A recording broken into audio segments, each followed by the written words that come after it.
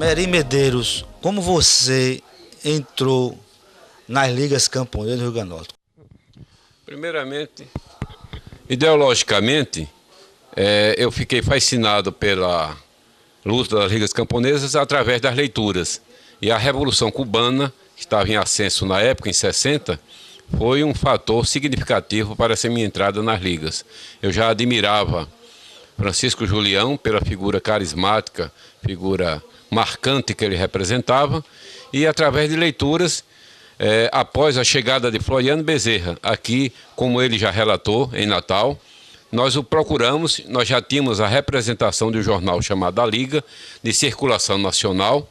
Nós éramos chefe da sucursal das ligas, juntamente com o companheiro Pedro Simão Pereira, que era egresso do Partido Comunista Brasileiro e era sapateiro de profissão, mas nessa época ele era representante comercial, e nós fomos a Floriano já com essa delegação de Julião através de contatos e convite.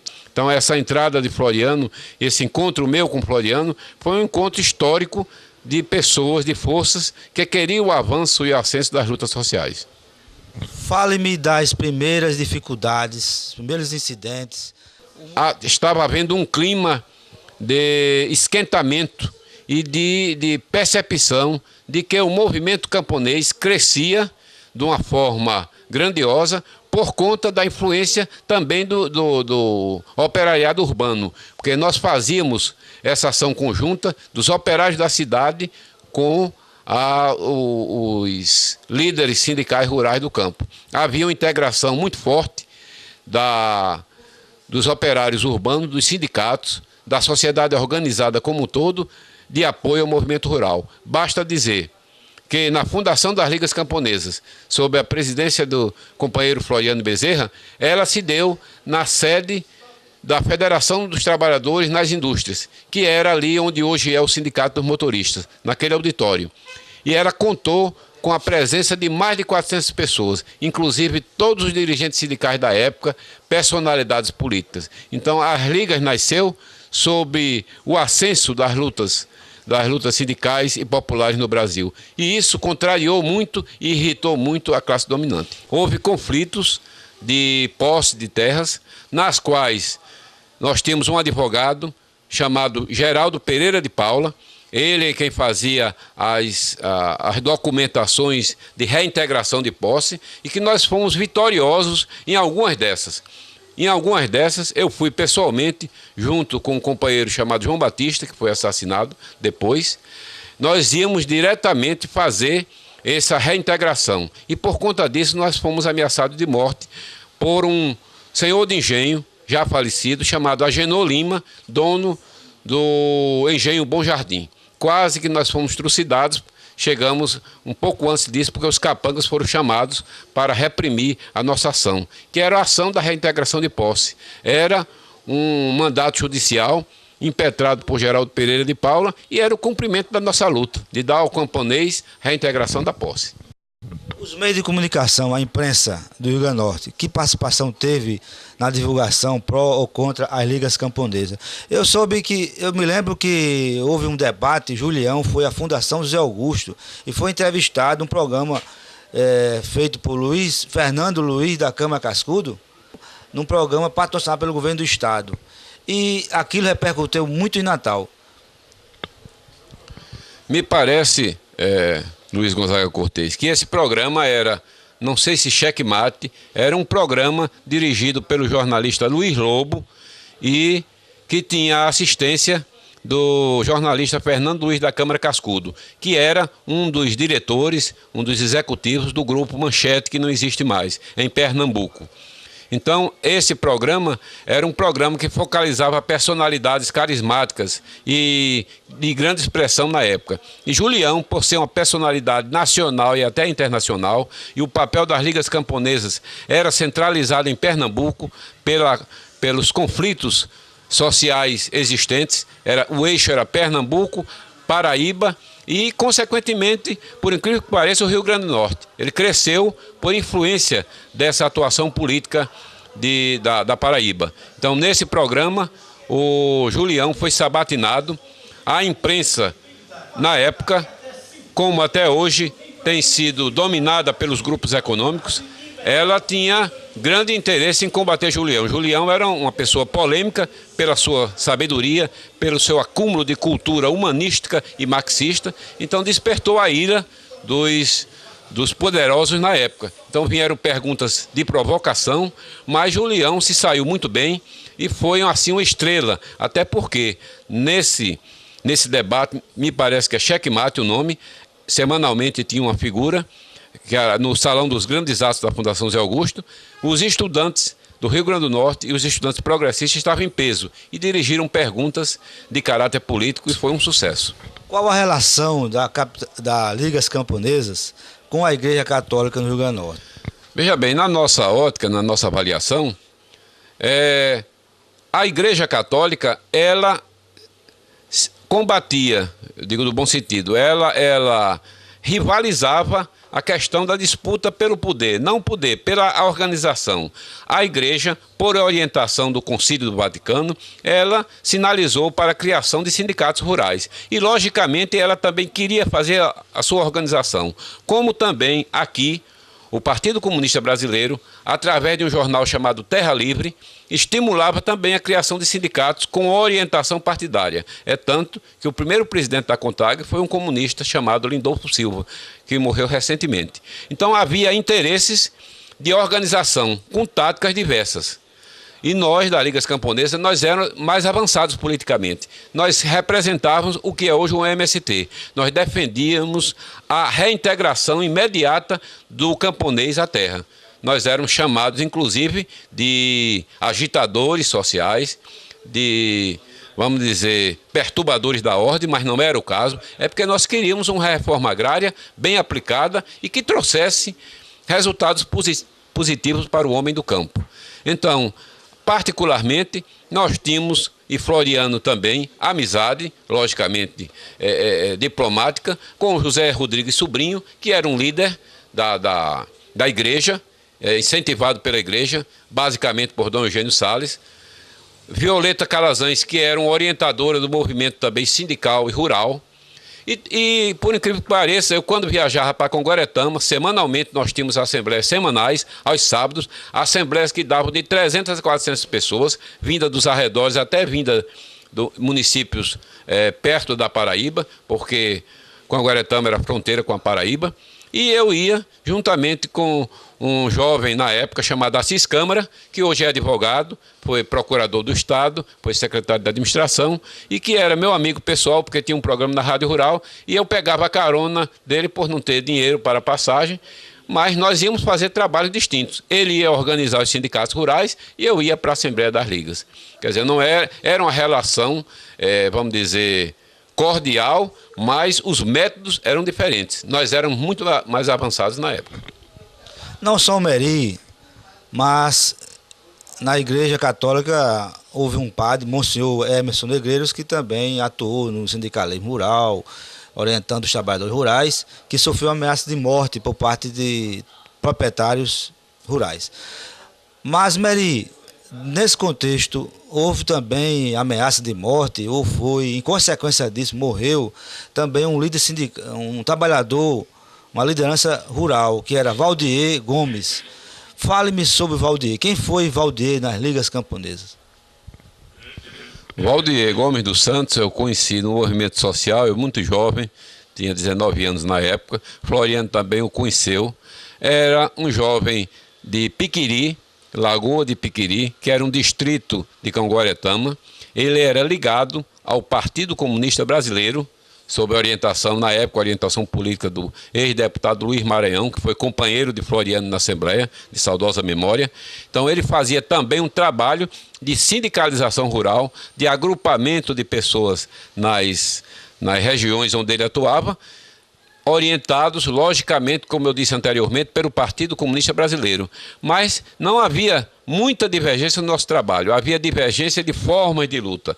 Nós éramos mais avançados e até criticados por ser, me lembro muito, eu, Floriano, Pedro e outros companheiros, de ser da linha chinesa, Mao Tse Tung, porque nós adotávamos um método mais avançado de orientação política e de conscientização, de reintegrar o homem à terra.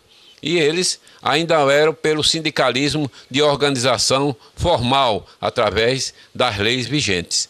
Divergia em pontos de vista de aplicação de tática e de luta. Então eu conheci Valdier, não o conheci na prisão, porque a essa época ele foi preso e dizem, as pessoas dizem, e as que disseram merece fé, foi muito torturado, e Floriano é testemunha disso, barbaramente torturado, e que, ao que me disseram, depois que eu cheguei em Natal, que ele morreu em decorrência desses espancamentos, com dores nos rins, com infecção renal. É esse o perfil que eu tenho de Valdier, foi uma pessoa ativa, uma pessoa também dedicada a essa luta, mas não partilhava comigo, porque eu pertencia mais a esse grupo da linha, já chamada linha chinesa, enfim, do grupo das Ligas Camponesas, que eram pessoas egressas de partidos também. Bom, a Liga Camponesa atuou poucos meses, né, aqui no estado do Rio Grande do Norte. Veio o golpe militar de abril de 64 e aí o movimento extinguiu. Quais foram as consequências? Isso já havia, antes de abril de 64, já se sentia que a repressão, a reação à direita estava programando um golpe para acabar, não só com a Liga, com todo o movimento sociopopular no Brasil? Eu vou contar um fato para ilustrar. Quando Floriano ficou em Natal, Floriano deve se lembrar disso, nós fomos convocados, eu fui representante das ligas do Rio Grande do Norte, para uma reunião numa cooperativa chamada Cooperativa de Tiriri, financiada pela Sudene. Esse congresso era uma espécie de um congresso em que reunia pessoas de várias localidades do Brasil, camponeses, estudantes, e esse congresso visava objetivar a organizar uma delegação de camponeses, de pessoas ligadas ao campo, para ir até a República Popular Chinesa e ao que me deu ao meu conhecimento de que as pessoas indicadas aqui seriam Floriano e a minha pessoa, para comparecer a esse congresso, que era um congresso de estudos, de aprofundamento dos métodos aplicados pela Revolução Chinesa e pelo governo da República Popular da China. Quando eclodiu o movimento, o golpe de março, eu estava nessa cooperativa e os tanques já iam entrando em Pernambuco e nós saímos pelo partido de cana, como chamam, através daquelas cidades. Eram mais de 30 ou 40 pessoas jovens, daqui era eu, representante, e um rapaz, um senhor já, mais jovem do que eu, chamado Paulo Capistrano, que era da construção civil, não sei mais o roteiro dele, não sei se ele morreu, era carpinteiro, mas muito ligado à questão camponesa, indicado por Evelyn Medeiros, do Sindicato da Construção Civil. Então eram duas pessoas do Rio Grande do Norte. Sim, tinha mais outro, João Virgínio de Oliveira, que Floriano conheceu muito, tinha o apelido de Cobrinha, era do antigo Partido Comunista e aderiu à nossa frente de luta. Porque nós éramos uma frente de vários partidos, de pessoas independentes, de pessoas ligadas aos movimentos de esquerda e também ao movimento do Partido Comunista, que adotava como tática essa linha política que eu acho que foi muito acertada. Eu vou contar dois fatos rápidos. Um, das Ligas Camponesas. Nós, o deputado Floriano Bezerra e eu, fomos destacados para uma reunião do Conselho Político das Ligas Camponesas, no casarão de Caxangá, bairro de Caxangá, um bairro antigo do Recife, que era propriedade dos familiares de Francisco Julião Arruda de Paula. Nessa reunião, tinham várias pessoas idosas, pessoas de idade de 60, 70 anos, e eu era um jovem, e Floriano também, um jovem também, né? Então, por não ter acomodação, Floriano passou a noite, eu e Floriano se revezando numa cadeira de balanço para dar condição aos idosos, às pessoas mais velhas e doentes, terem uma acomodação mais digna, mais confortável. Então, esse fato me marcou muito, é um fato pitoresco e humano que demonstrava já a capacidade de Floriano como parlamentar, já era deputado e dirigente sindical de importância. E também a minha vocação humanística de compreender aquele gesto de Floriano e de procurar revezar com ele. Isso me marcou muito. A segunda já foi num período de prisão em Fortaleza. Eu fui para o presídio em construção Paulo Sarazarte, Instituto Penal Paulo Sarazarte, para construção, liberado para trabalhar, construir. Eu estava precisando de dinheiro e fui designado para ganhar R$80 mil naquela época. E me apresentei a um senhor chamado Seu Macário, administrador de presos. Ele é um homem acostumado a lidar com presos homicidas, latrocidas, e eu era o único preso político. Então ele disse: você pega uma enxada. Aí eu peguei a enxada e fui com os outros.